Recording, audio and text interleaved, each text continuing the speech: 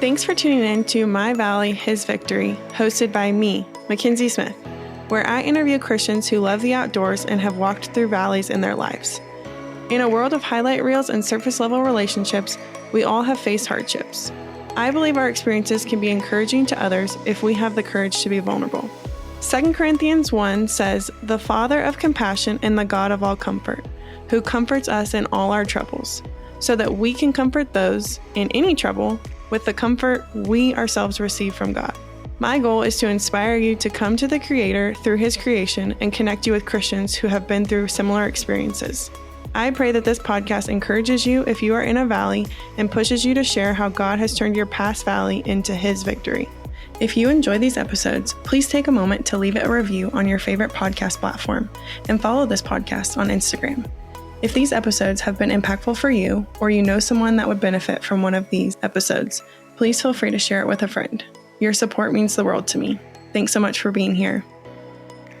On today's episode of My Valley, His Victory, we have Nick Reed. He says he is practicing the way of Jesus more and more each day. He is married to his lovely wife, Kelly, and they are blessed with 4 kiddos, Brecken, Stevie, Jackson, and Brody. He is a physician assistant currently working in the emergency department in a rural Nebraska town. Thanks so much for being with us today, Nick.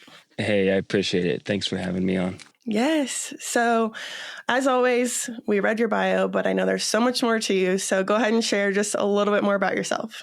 Yeah, certainly. So I grew up in a small town in Nebraska, southeastern Nebraska, 1,800 people, whereabouts. And I grew up in a family of 7. And so I was the middle child in a family of 7.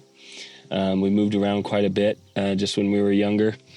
And then I ended up going to college in a small little liberal arts school here in Nebraska, and I played college basketball there. And then I stuck around for one more semester and played football to get all my prereqs for getting into PA school. That's where I met my girlfriend at the time, now my wife. She played volleyball there. She ended up going out to Iowa, to Des Moines University to do physical therapy. I eventually followed her out there and worked. And once I got into PA school, we moved back to Nebraska, and I started school in Kearney, Nebraska, at my PA school. And then we've stayed out there ever since. And so we're still in Kearney now. And I've hopped around a couple different jobs there and around. I did some orthopedic surgery, family practice, emergency room, and now where I'm currently at. And so, yeah, that's a really quick version of me specifically. And I guess we've got 4 kids, like you had mentioned. And our first one was right after I finished PA school. And and then we just kept going. And so they're 5.5, almost 4, 20 months old, almost 21 months old, and then almost 6 months old. And so we are an active family of 6, and we have a golden doodle puppy that he was our first fur baby. So yeah, so we're active, but we're loving it. Small town Nebraska. Bigger city for me because I grew up in a city of 1,800, and now we live in Kearney, which is like 30,000 people. So not super big city, but big enough. Wow. Yeah. So crazy to have 4 kids under 5.5 and throw a puppy in the mix. Mm-hmm. Y'all must be so busy. Yes. And I've tried to get myself to not say busy because everybody's busy. I still say it all the time, but we're very active and full is the phrase that I like to use because I always feel like there's something going on, which is great. I heard it once and I love how this person said it, but they kind of talked about chaos. And when you have kids and you look at a house, it's just a complete mess and all this other stuff. But they said, and I might word it wrong, but if you want to see life, drive by a daycare. If you want to see quietness and stillness and organization, drive by a cemetery. And that kind of hit me. That was a deep one, but it just kind of hit me different because we always want everything perfect in our house clean and, everything to go as planned. And it's like, man, some chaos, especially with kids, just shows that you're living life and that you're blessed. And so I got to remind myself of that a lot more than I do, but yeah. No, that's good. So helpful. So was having the children that quickly back to back to back, was that planned or was that just how it happened or? Yeah. Not necessarily planned, but I mean, yeah, I can get, we can get into some of the Valley stuff, already, but being in medical school and all the stuff that I had learned and everything, I guess we were pregnant once before we had Brecken, and we lost that baby. And so then it was really from then on, it was just like, man, if this is going to happen, it is definitely not our timing. It's certainly, we have a part to play, obviously. Right. But gosh, there's a lot of other things in the mix of bringing a baby into the world. And so, yes, to some degree, it was, hey, we want to have them somewhat close together so they can grow up together, because that's how me and my wife grew up. She grew up in a family of five girls. And so, we wanted them to be close, but then it was just like, all right, God, whatever timing you've got, and if you'll bless us with kiddos, then you do. Yeah. And so, yeah, we ended up having lost the first one. We're blessed with Brecken, our first kiddo, pretty quick, blessed with Stevie again. And then we had another loss. And then we ended up having Jackson, and fairly quickly after that, having Brody. And so, yeah, so it's been good. Yeah. Wow. That's definitely a good way to think about it. If God wants you to have them, and when he wants you to have them, you're going to have them. And yeah, a lot of times that's all you can do in those situations. Yeah. The timing of it was just really interesting, because if we would have made it all the way through that first pregnancy, we would have had that kiddo like as I was still in school. And school was difficult. I loved school, but man, it was hard for me. And some people, they just breeze right through it, which is great, but it was difficult for me and really challenging. But I learned a lot. But it would have been really interesting to throw in the mix of being a brand new dad and parents, to then trying to finish out school, take my boards, find a job, move potentially. And so the way that everything planned out, the next time we ended up getting pregnant, she was going to be born in February.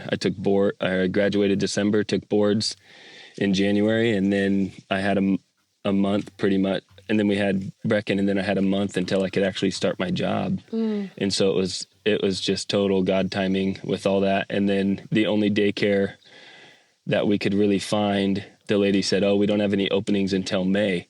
Well, it just so happens that 3 months, 12 weeks after February is the beginning of May. And so we were able to get into an in-home daycare that was really close to our house. And so that's just another part of, all right, God, you've got it in your hands, and we do not, even though we want to plan it and go according to our stuff, like, oh my goodness, let's just surrender to that. And so that was amazing. Yeah. So, wow. Praise God that it all worked out so smoothly. Yeah. So we were talking before about you and your family have been really busy this summer and doing some trips and all sorts of things. So talk to us about what a family of 6 under 5 does for fun. Well, we play a lot of kids games.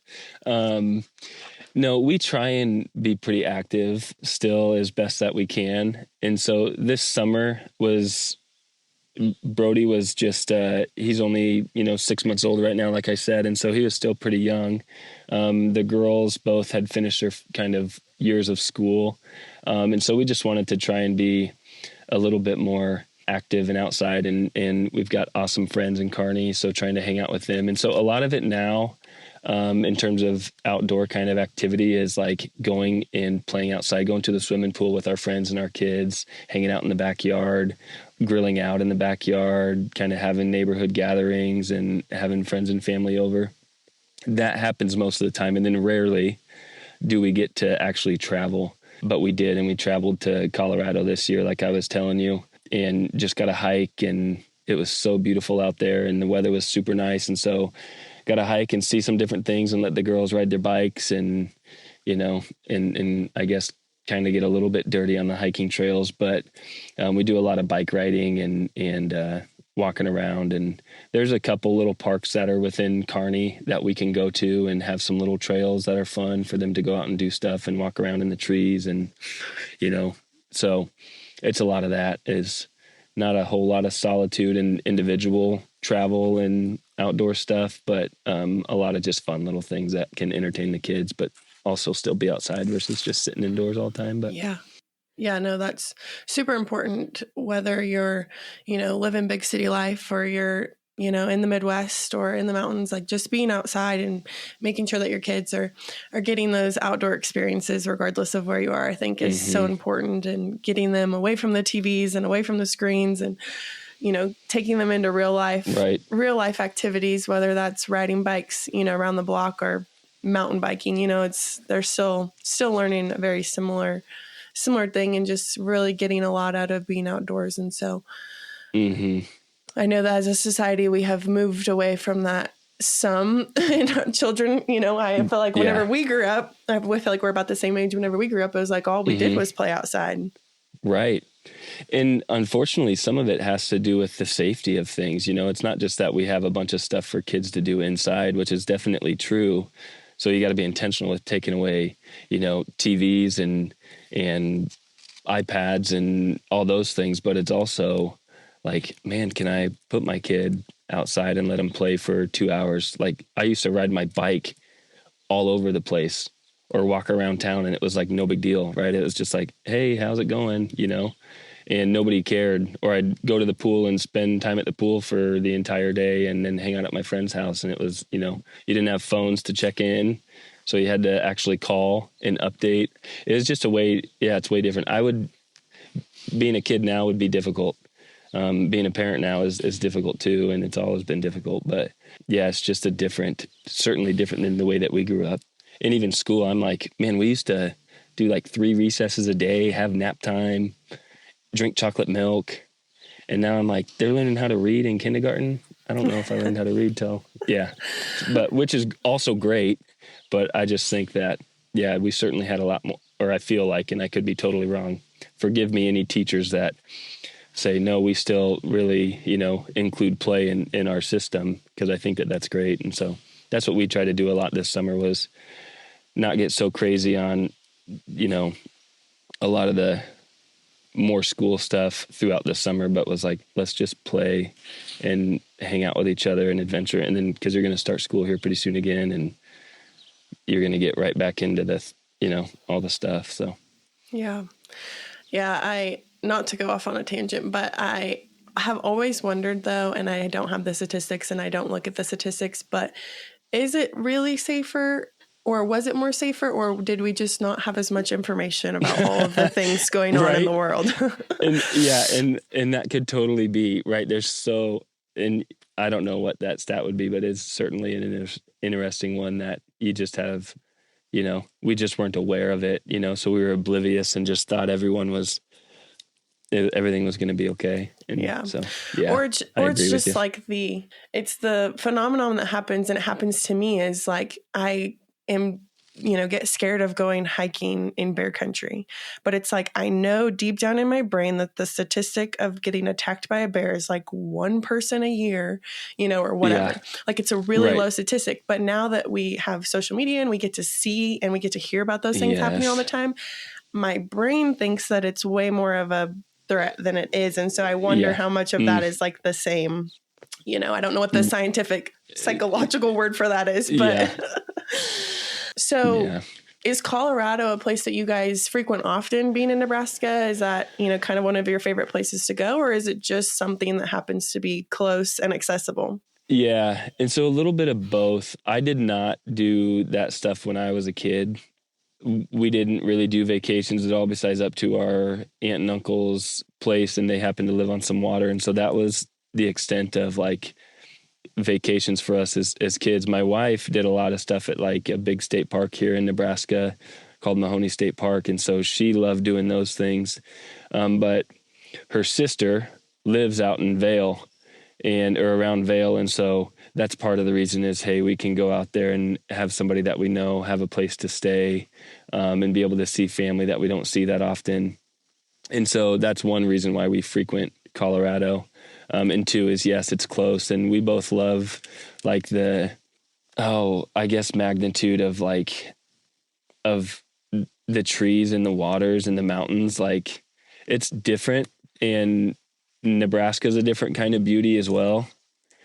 But there's just something about the mountains. And so it's a pretty quick jaunt, truly, to get to Colorado and see some of that stuff that is just like, oh my gosh, look at this place. Like, I can't believe we get to see this stuff and that we're actually living in this world. But, and so we really enjoy it, and the weather's beautiful. And so that's one of our favorite places to go. And again, we don't do it as often as I would like, but it is what it is. And we do it frequent enough to get our fix, I guess. But I hope that as the kids get older, we can do more and more stuff. My wife used to go and ski and snowboard and do all that stuff as their family out in Colorado, and they'd do that stuff once a year. And so hopefully we can start making some traditions that way and venturing out a little bit. I really want to get up to the Pacific Northwest. I had a buddy that lived up in Spokane, Washington, and I met him in college. And I think he's back up there in that area. And so it's just stuff, places that I haven't ever been that I just at least want to experience at some point in time. And I'd love to do it with my kiddos as they get older. But yeah, you got to maybe take them to a different place every year. And right. I know, exactly. Take them to see a new little corner of the United States. Yeah, it's a lot of work to pack, as just packing for yourself. I'm like sitting there thinking, oh my gosh, how are we going to pack for 4 kids, and can we fit it all, and what all do we need? And so we got some work to do of figuring out how to make that logical and not so hectic, but we'll figure it out. For sure. So talk to us a little bit about how being outdoors plays a role specifically in your relationship with Christ. Yeah, good question. And thanks for asking that. You give us some questions to think about before we jump on here. And that was certainly one that it didn't stump me, but it just made me reflect a lot. I didn't come to my faith more individually until I was like 21 or 22 in college. And then even beyond that, as my friend and mentor who loved me really well in that season has continued to love me well. And I just would continue to grow. And it was, as I was getting through school, I used outdoors as an escape. Now, as I reflected, I don't like to use that word because I truly use it as an escape to leave, and to kind of forget about everything. And here over the last few years, as some different things have happened in our life, I've reflected a lot more on it. And now I really see it as a chance to recharge and refresh and be restored and be strengthened a little bit more.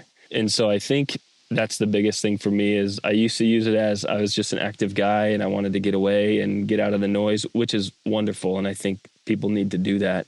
But now I also use it as, man, God, I have a hard time listening to you when I'm really busy.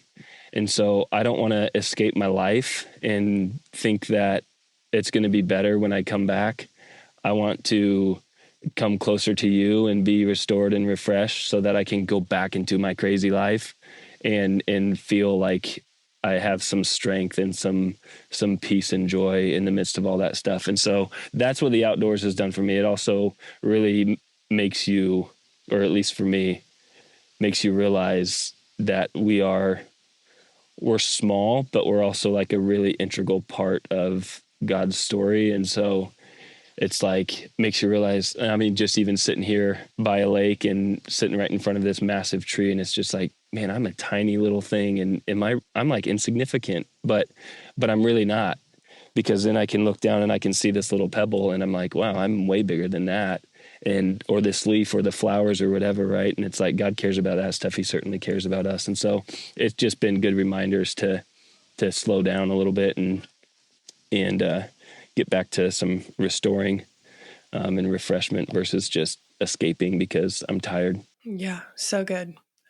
So good. I think that is what, most people use the outdoors for, is just the escape and go out and do something fun and, all of that. But man, they're missing out when they don't take the time to reflect and renew and refresh themselves in the midst of that. Because sometimes it's just it's not a distraction, but it's just right. Oh, let me take my attention over here and do this. And then I don't have to think about everything else. And it's right. It can be both and working through. And so can you share a story with us about a way in which God has revealed himself to you or maybe spoken to you through the outdoors? Yeah, I think I'd go to what I was saying like a few years ago when things really changed for us. And I'll share, if you're okay with it, it's just a little bit more of our personal family story. But as I was practicing as a PA and my wife was a PT, we had our two kiddos. Life got busy. We thought, gosh, this is great. Life is good. We're making good money. Like, we've got the things that we need. We've got a family. We like our jobs. We've got a great community. We have an awesome church, like all these things.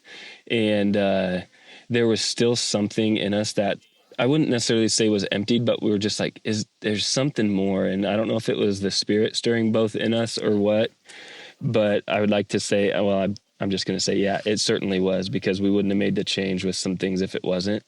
But we both felt like we wanted to share our faith a little bit more. We're both kind of reserved in that regard. I can talk to anybody, but I get a little bit nervous when I share my faith, or I did back then.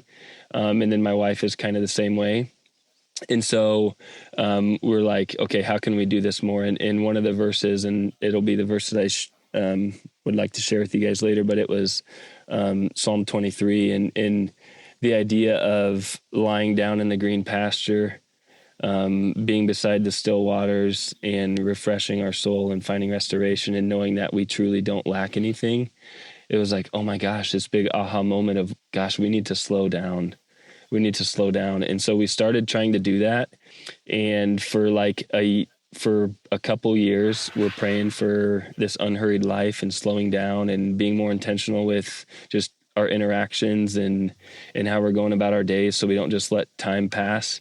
And and we do that. We end up making a change in jobs, and we move, which was difficult. And I ended up taking a job where I drove 35 minutes a day, sometimes a little longer, and I could listen to scripture every morning and every evening, have phone calls with people that I didn't necessarily do before. I could end up, just looking out the windows or listening to some worship music or whatever on my drives, and I felt really, really filled spiritually and really close to God. And then in October of 2022, my wife was pregnant with our third kiddo, and that was Jackson.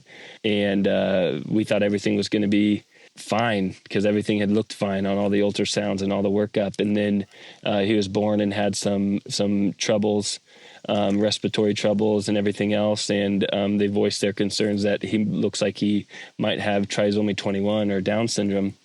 And we did not know that. And so there we are, a little bit surprised. I get emotional even just as I talk about it, because it was a pretty significant part of our journey and part of our story. Is we're like, oh my gosh, we got two kids. We're both working. How the heck are we going to do this? And can we even do this? And third, is he even going to be okay?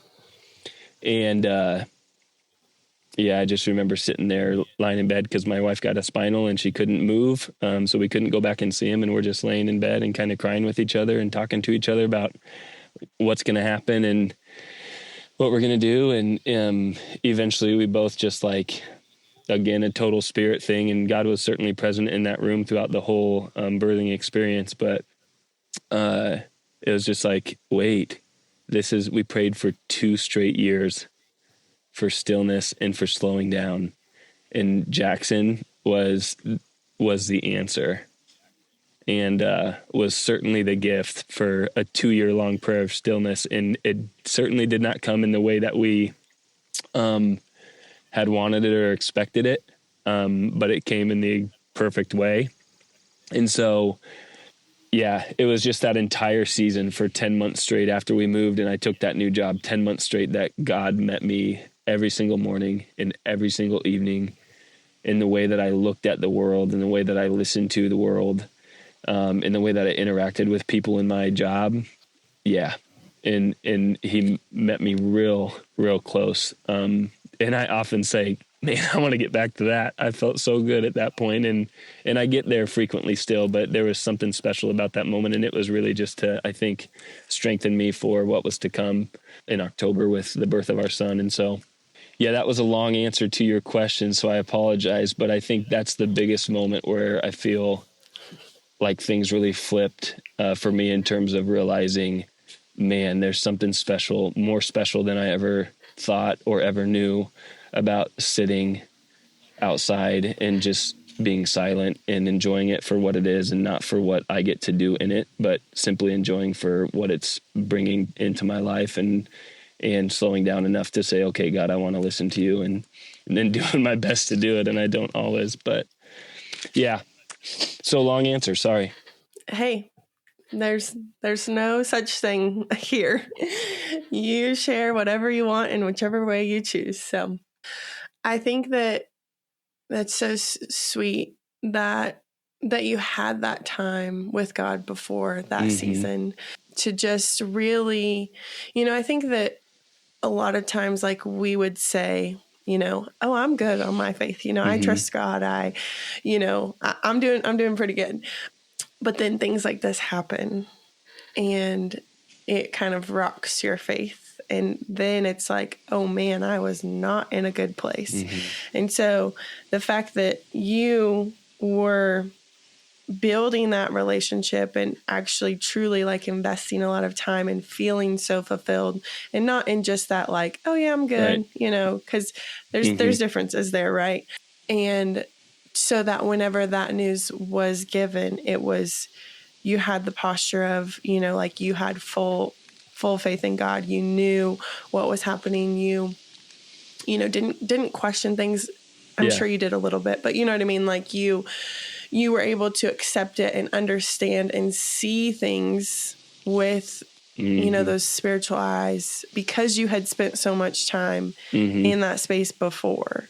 And so when I was at my women's retreat, one of the girls that was there, she said something along the lines of like, one thing that I always try to do is I try to learn before I'm in the season of whatever it is. So it's like, I can't relate to you directly in my marriage story maybe right now, but I'm willing to learn and listen to you because I'd like to, have those weapons in my tool belt for whenever they do happen. And so I think a lot of times whenever we're not in a season of something, we like shut things off and we don't take the opportunity to like open up and learn. And it's like, man, like God might be speaking something into you through that, preparing you for something in the future. And so yeah, I just think that's so good that you were, learning and filling and being fulfilled and, just really, really spending time in the presence of God before the storm came. So I think that's so good. So good. After that, my next, I need to like flip these questions because every time this happens, something so good comes in and I feel like my next question is just like insignificant. No, that's all right. It'll lead into good conversation too. Okay, but you live in Nebraska. It's kind of crazy. We've had a lot of people on this podcast from Nebraska, actually. It's a great state. Interesting to hear. It's interesting to hear everyone's perspective on this, especially when they live in the same state. But share with us some practical ways that listeners can start connecting with God through the outdoors if they live in a state like Nebraska that isn't considered outdoorsy. Yeah, really good question again. And I think I've asked myself that a lot.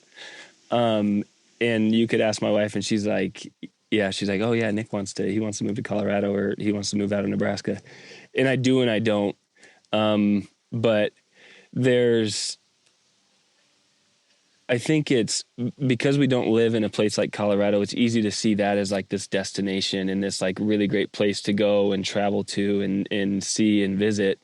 And the question is, okay, if you actually live there, then does it have the same kind of effect? Do you still see it as this destination? And I'd like to say yes, but I don't truly know.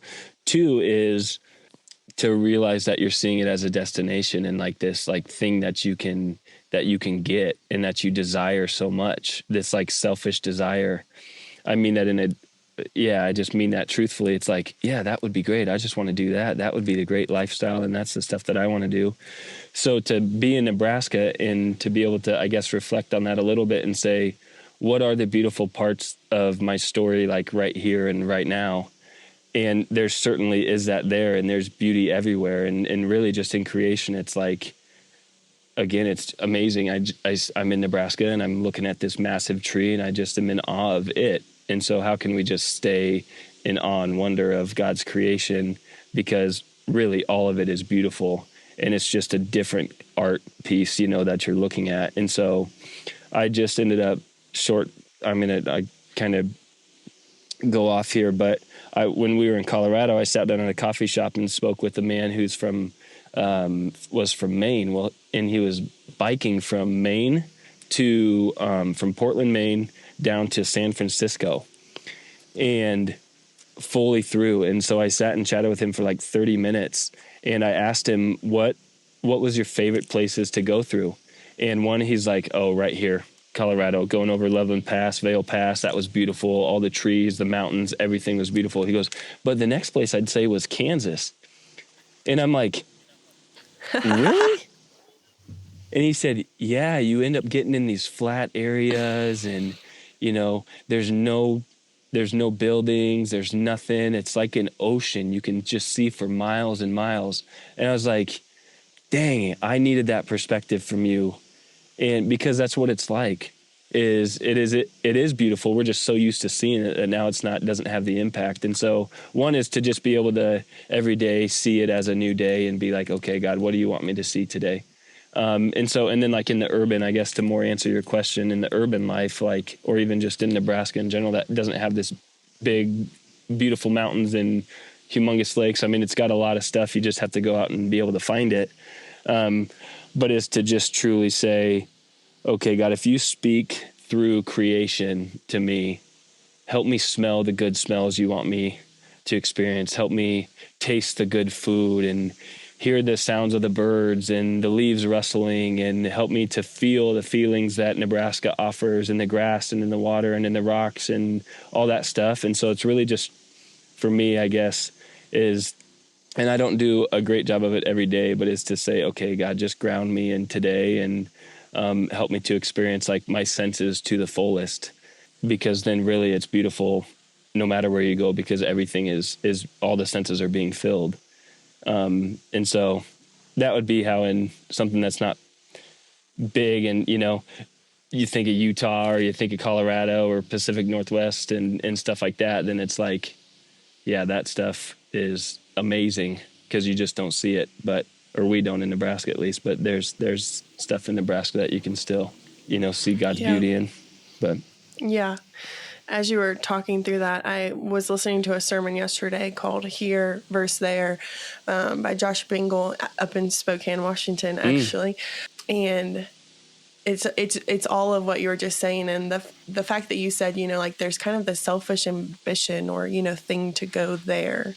And it's like his whole thing was just, you have to fall in love with here, because if you don't fall in love with here, you'll never be happy there, you know, kind of thing. And also sometimes like whatever you're looking at or wherever you want to go, like isn't what God has in store for you. And so you're always going to be met with this like discontentment if you follow God's path because you didn't get to go there. And so good. I think that was really helpful and definitely a unique perspective, but I absolutely loved it. Kudos. You crushed it. No, thanks. Okay. So I know that you've touched on it in a couple different ways, but walk us through a valley or season of wilderness that you experienced and just what God taught you or prepared you for in that season. Yeah, so that kind of just that experience with our son, and the things that have kind of transpired after that, and everything again has been really good, but there's been tough times with his health and different things that he's going through. And so I don't even know if maybe it's a valley. Like I sometimes do have a hard time because I'm working in medicine. I see a lot of hurting people. And like, so one is, oh my gosh, I'm super blessed. And why am I complaining like I do? So it's hard for me to say, oh yeah, I'm in this really low spot. But it's also not good to say that, because when I am in a low spot, I just try and say, oh yeah, I'm okay. I'm all right. I'm doing fine. And so I need to recognize when I am in kind of more of a valley. And so that with Jackson was like, I just feel like it was a quick little valley that we got through to be able to experience something, to be able to like build our faith and then have a really strong testimony of God's goodness of getting us through it. And so now the other stuff is just like, God, I think the biggest thing that he probably taught me in that was he has the answers, and he's not ever going to leave us either. And so now as I go through stuff and I get into those not necessarily darker kind of shadow sides of me, but like the feelings of like, gosh, I just am really low and I just don't feel like what I did a month ago or 2 months ago, is to really be like, all right, God, but you did it previously and I have faith that you'll do it again. And so help me. And then to really just sit with him and say, just show me what it is, because right now I'm a little jaded and I'm just having a hard time seeing things. And so, kind of help me see it from where you're seeing it so that I can get out of this, because it's not fun to be in that spot. So I'm always trying to get out of it faster, but also sitting in it truthfully is a really powerful experience. Okay. So you and your wife have been praying for 2 years, about this slowdown, and kind of walk us through when your prayers that you've been praying maybe don't get answered in the way that you expect them to. Yeah. And maybe how to see things as answered prayers for what they are instead of what we expected them to be. Yeah. Well, hopefully this ends up being a somewhat decent answer to that, I guess, or helpful. Personally, I ended up allowing myself to have doubt. Like when it didn't go how I had prayed or what I was wanting, it was to some degree allow myself to be like, God, what's going on? Like, really? And not in a cynical way, but in a way of like, I don't understand what you're doing and I don't get the full picture yet.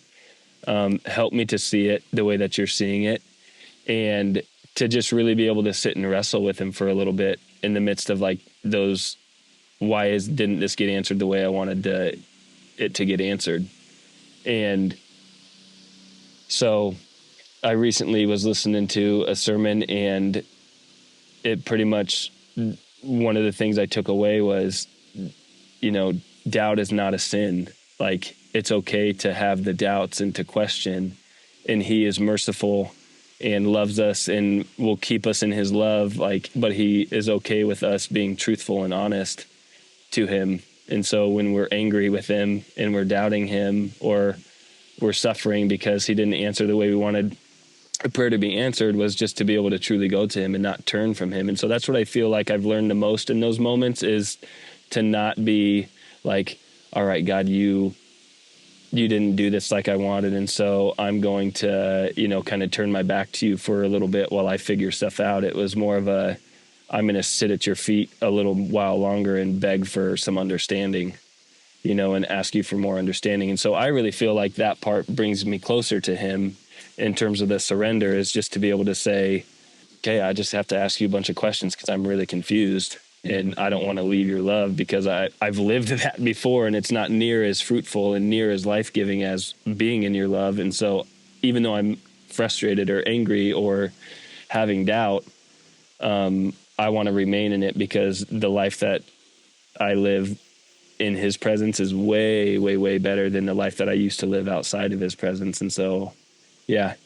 I think what you said is really important, that I think often whenever we don't get the answers that we want, we try to pick it up on our own and we try to figure it out. Right. But you're saying that just means we have to sit at his feet and we have to ask for understanding, because so often I think so many of us are living in answered prayers that we have no idea that we're living in answered prayers, because they haven't shown up in the way in which we expected. Yeah. But no, I think what you're saying is so valuable, because we do need to do that. I think just sit there and ask for understanding and ask for clarification, because a lot of times like I said, we are living in answered prayers. So they're not in the form we expected. Yeah. I think if you'll let me add one more thing, and I think you've got I'm sure you've got a good group of friends as well. And as do we. And I think that's the other important part in terms of community, is when you sit with friends and in community and you're allowing yourself to be vulnerable and share like, hey guys, these are the things we're praying for. These are the things we're struggling with. These are the things we're looking for answers for, is you share that with people. And now as you live life, and your friends experience your life and they're part of your story, you end up getting something that happens and it's maybe not what you expected or the answer you were looking for. And you just see it through your eyes, right? And then you get a friend that comes in and speaks truth into you and loves you really well and says, hey, hold on, buddy. Like, remember what you shared with me 2 months ago about what we were talking about? This is an answer to it. It's just in a weird way. And so to have really good friends that love the Lord and love you really well, I think is another super important piece to the unanswered prayers. And then just simply saying, all right, I don't get to know everything. His thoughts are higher than my thoughts and his ways higher than my ways. And so if I just simply don't understand, maybe I'm just not meant to understand right now, and say that that's okay. And then, but that's a hard place to be too. And that takes some time. And I think it just takes, which you've probably experienced, is a more intimate relationship with him to be able to trust him, right? The more intimate you are with him, the easier it is to be able to say, okay, God, I'm all right with an unanswered prayer right now. And I'm okay with not knowing, because I know you love me and I know that I love you. And so at some point you'll reveal it to me when it's right. Yep. Totally. Whenever you guys were praying, if you don't mind me asking about this season of slowing down, what were you praying?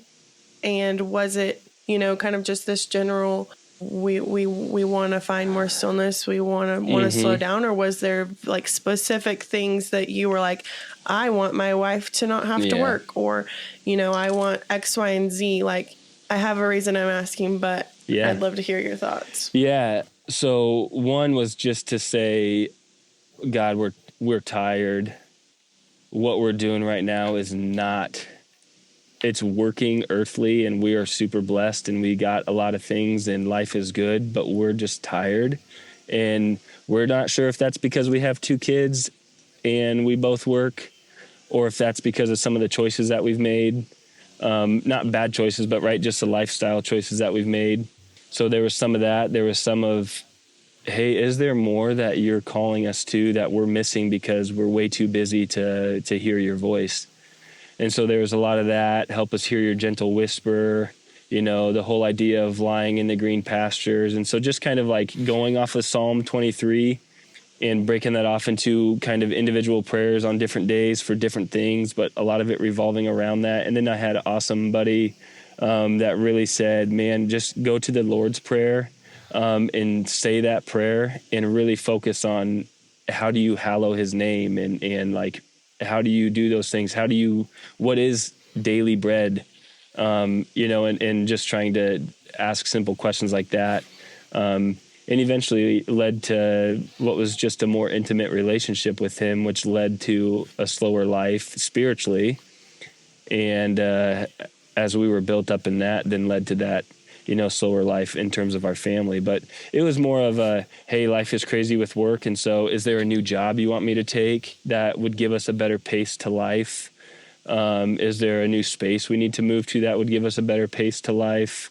What does this look like? Opportunities for the kids, like all that stuff. And so, there was physical, like our own stuff that we wanted in our own life, what we thought we wanted and should have, and hey, this would be great and this would work. And then just praying for, hey, just a slower spiritual life to really be able to rest in you more. Yeah. Yeah. Does that answer the question a little bit? And certainly it can lead into more.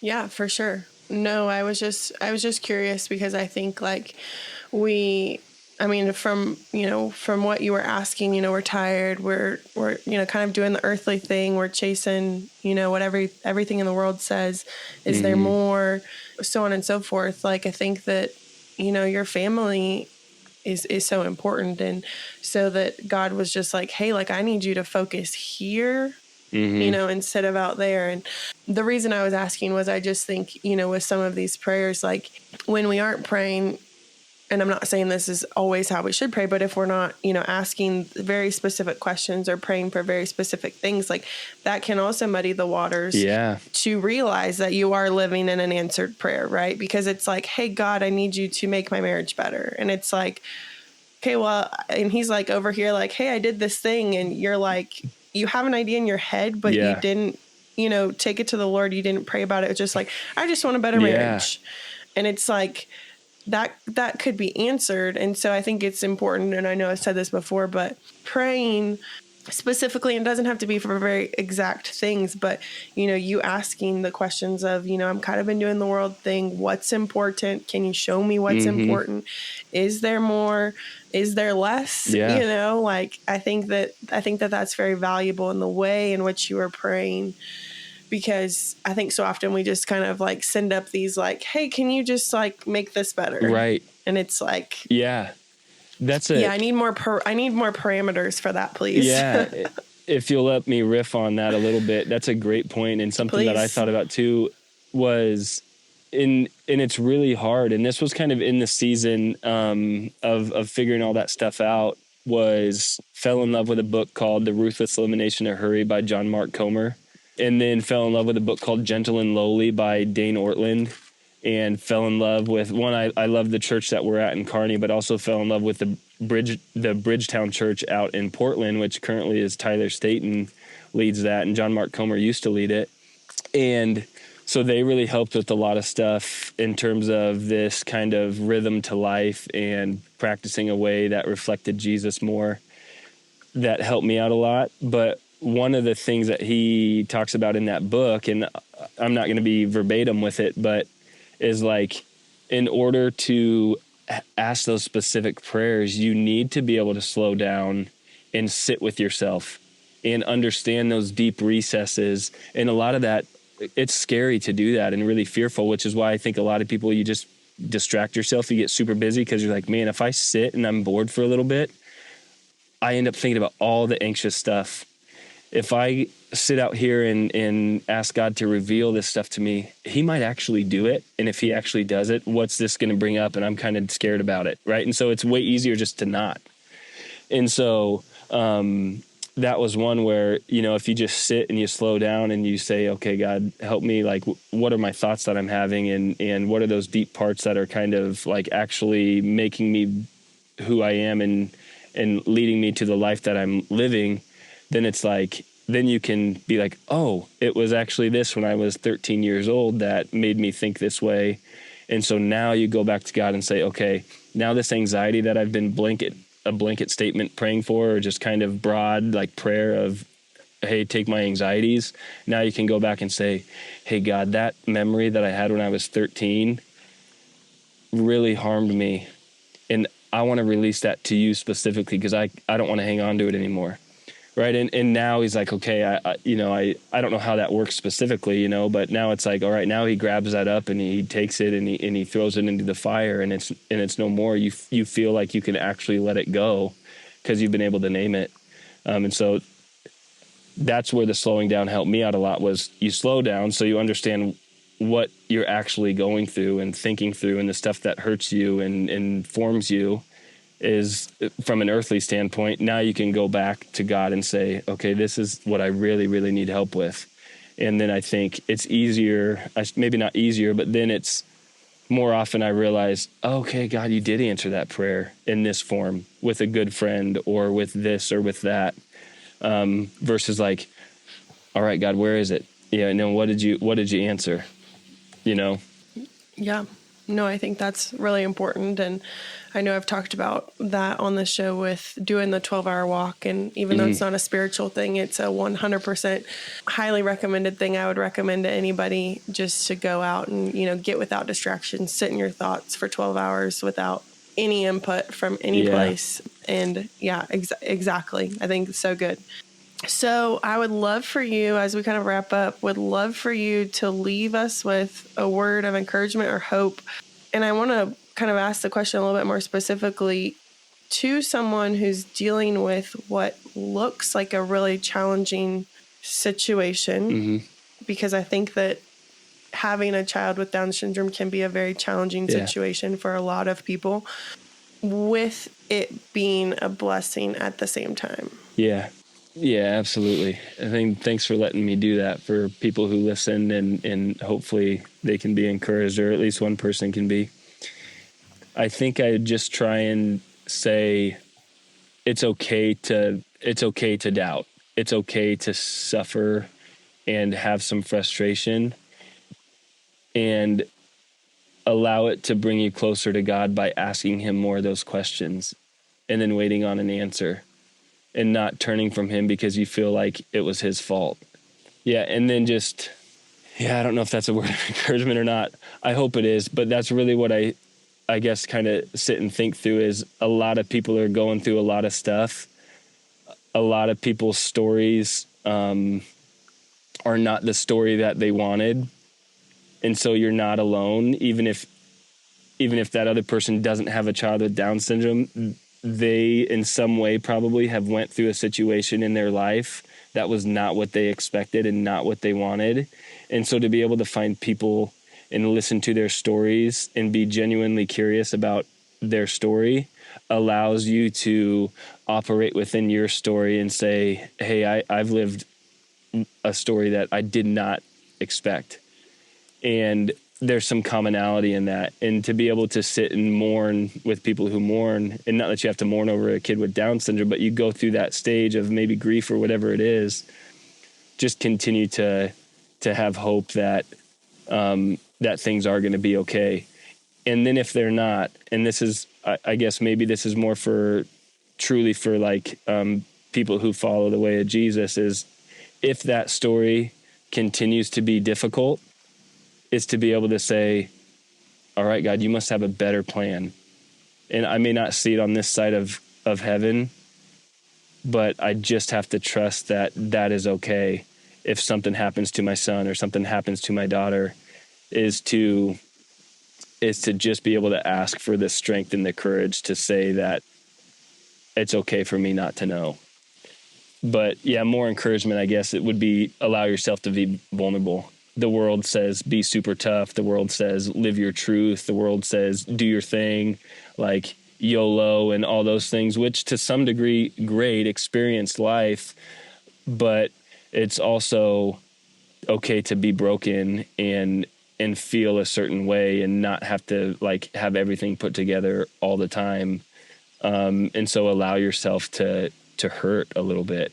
God gave us emotions to feel his love more and more. And so those emotions that you feel on a difficult diagnosis of something, it's like, wow, thanks for not making me like the rock right here that doesn't feel a darn thing, because there's equal and opposite, right? In order to have extreme happiness and feel overwhelmingly joyful and abundant peace is like, okay, there also has to be a complete opposite spectrum of complete discouragement and hurt. And we are blessed that we get to live in the midst of that every single day. And so to just know that there still is that upside, just because you're super down doesn't mean you always have to live in that, valley, because there is an equal but opposite emotion, and that's overwhelming joy that he also wants you to experience. So good. That was really good. Yeah. That was really good. I think I'm going to keep saying the word really good. Yeah, no.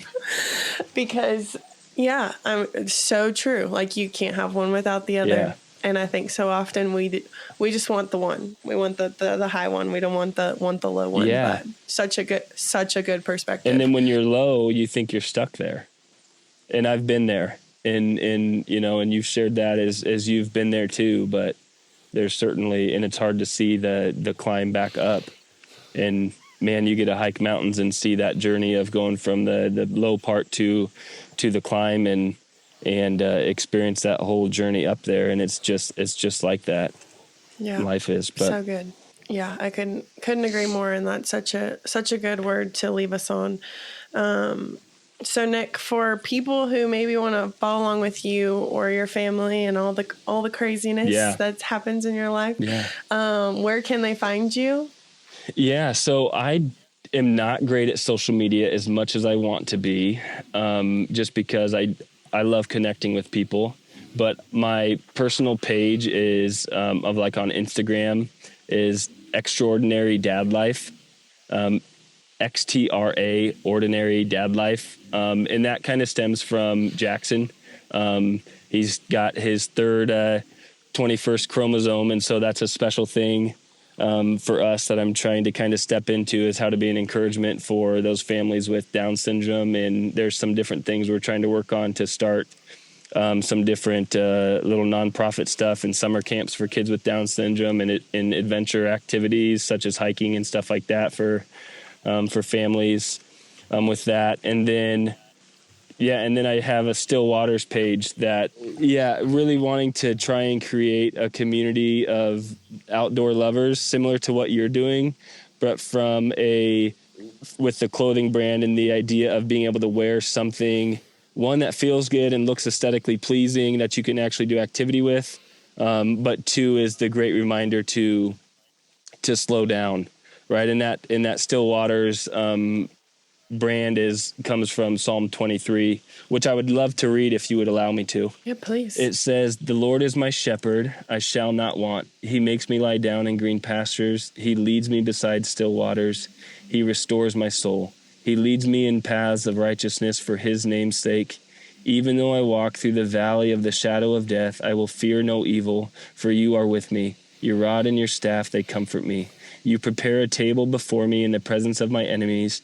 You anoint my head with oil. My cup overflows. Surely goodness and mercy shall follow me all the days of my life, and I shall dwell in the house of the Lord forever."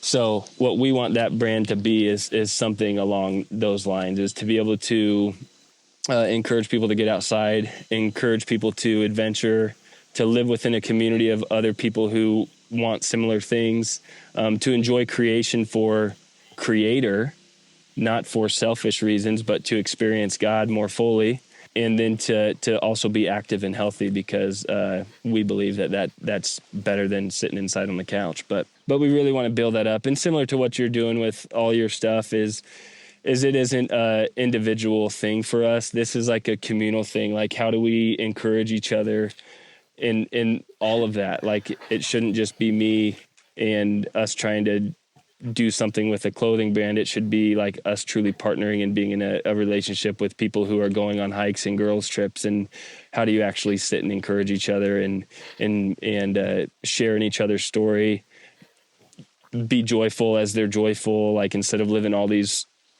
alternate lives and separate from each other, is what if we actually were unified and living a life that, resembled heaven on earth, I guess. Yeah, but it's a fun little journey. Thank you again from the bottom of my heart for just sharing and walking us through this season and being willing to share your faith and all the things that God has done in your life with us today. Yes, absolutely. My pleasure. Thanks for having me. Thanks so much for listening to this week's episode of My Valley, His Victory. If you or someone you know are interested in being on this podcast, please email myvalleyhisvictory@gmail.com.